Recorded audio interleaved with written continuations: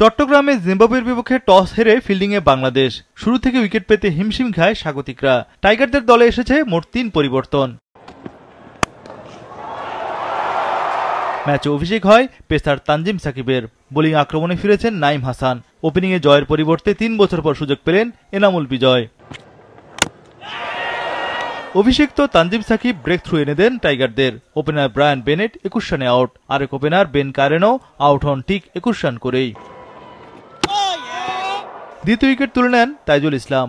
Lunch পর্যন্ত আর কোনো wicket আদায় করতে পারেনি বাংলাদেশ। তানজিম সাকিব ছাড়া কাউকে তেমন আগ্রাসীও দেখা যায়নি।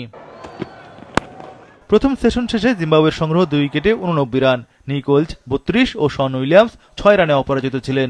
এ ম্যাচে সফরকারীরা নেমেছে ২ পরিবর্তনে।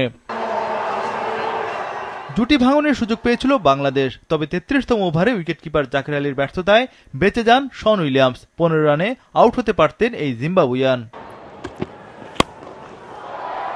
দ্বিতীয় সেশনটা পুরোপুরি হতাশার ছিল বাংলাদেশের জন্য। এই সেশনে কোনো উইকেট আদায় করতে পারেনি তারা।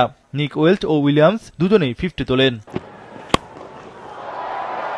চা বিরতি পর্যন্ত জিম্বাবুয়ের সংগ্রহ ২ উইকেটে ১৬১ রান। নিক ওয়েলচ ৫৪ ও শন উইলিয়ামস ৫৫ রানে অপরাজিত ছিলেন। এই সেশনে জিম্বাবুয়ে তোলে ৭২ রান।